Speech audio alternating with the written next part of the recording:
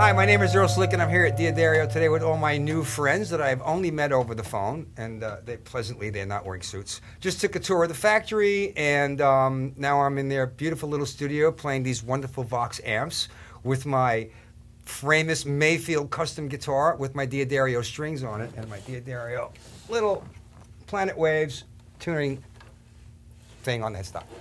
Tell us a little bit about the guitar. The guitar is a custom Mayfield from Framus of Germany with two DiMarzio P90s, a Bigsby on it, and a wonderful guitar, all handmade in Germany. And I've got actually an Earl Slick model coming out, which I'll plug, which comes out by Framus sometime around the fall of 2010, for those of you who are interested. All right, so you got P90s in this puppy. DiMarzio. Obviously a screamer. P90s.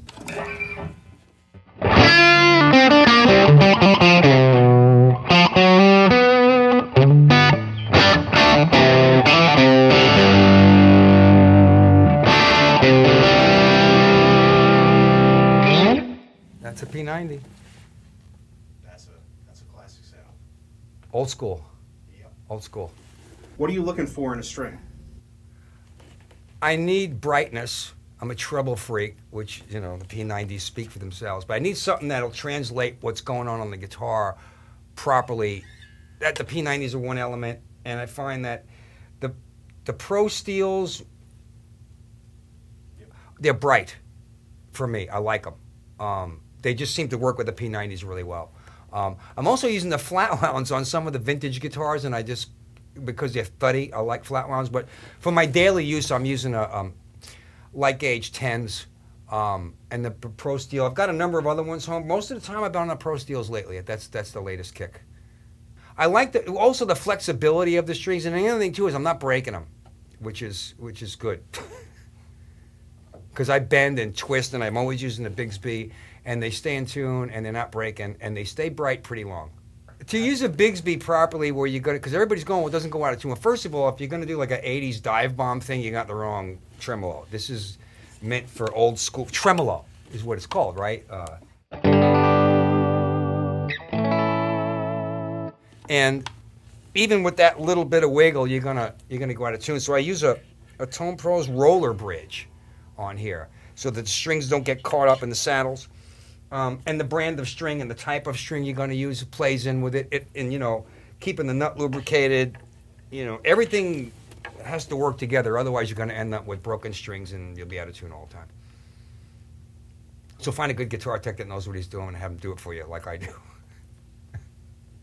You know, I play a lot of acoustic. As a matter of fact, I just found out that you guys are also making the jazz strings, because I'm using the a gypsy jazz guitar, you know, Django Reinhardt style, and that takes a different kind of a string. They're made differently, and they don't have a ball at the end. They have a loop at the end because the bridge is different, and I didn't even know. I just found out today while I was here you guys are making them, so I'm going to pick up a couple sets of those and try those on the jazz guitar. But I play a lot of acoustic, actually. You know, doing like a hybrid, weird, bluesy, stonesy thing. I mean, I do play a lot of acoustic, and I've got a few set up with very light strings, which I play almost like an electric, which I do with the gypsy jazz guitar. I gotta ask, how'd you get into playing the gypsy jazz thing? You know what? I got into Django Reinhardt a while ago, and I saw the guitars, but I just thought it was an odd-shaped old guitar, and then I played one at a trade show a couple of years ago, and I realized it's not just shaped different. It's a different instrument. The neck is wider, it's broader neck. It feels somewhere between a dreadnought acoustic type of a neck and an electric guitar neck. It's in the middle somewhere, and it sounds completely, you can't play it. It makes you play differently. And I like to push myself. I mean, I have another guitar home, it's like half scale or something, and I tune it to an A chord, and it makes me, you know, I like to push it. And I like to play a lot on acoustic, because if I can make something sound good on an acoustic, it's real easy to do it on an electric. And I just like the sound. Totally different feel than Well, you know, I grew up listening to a lot of Rolling Stones, and if you listen to a lot of the early Stones records, there's a lot of 12-string acoustic, there's a lot of 6-string acoustic slide, you know, and it just suits especially what I've been doing lately when I get to do when I'm on my own and not, you know, playing in somebody else's band. I've gone all the way back to the beginning again for the first time in years, and I'm going to go in the studio and record it next week. Do you ever do anything like take an acoustic track and double what you just played, like at a lower level? I've heard a lot of guys doing that sort of a thing. Doubling acoustics? Yeah. I usually, if I'm going to put 2 acoustic tracks on and they're doing something similar, I use a 6 on one side and a 12 on the other so that they stay away from each other, or I use 2 different guitars that are, you know, maybe, you know, and a lot of times I use a capo. As a matter of fact, I use capos all the time, which I don't even have one with me today, but normally I do. And I write a lot with it, and I use capos a lot. And Planet Waves capos? I have Planet Waves capos. Is it a N1? NS. NS. I knew there was an N in it. Yeah. That's the one I use most of the time because it's longer than most capos, and I could use it on my 12-string as well. And you could lock it.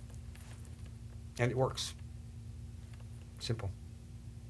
It's one of the few that allow you to actually get the right tension on it, but not pull the string sharp. Yeah, well, the thing about it is with that little nut in the back, I can get as much or as little tension as I want to get, because if you do pull them too tight, you're going to rip the guitar out of tune.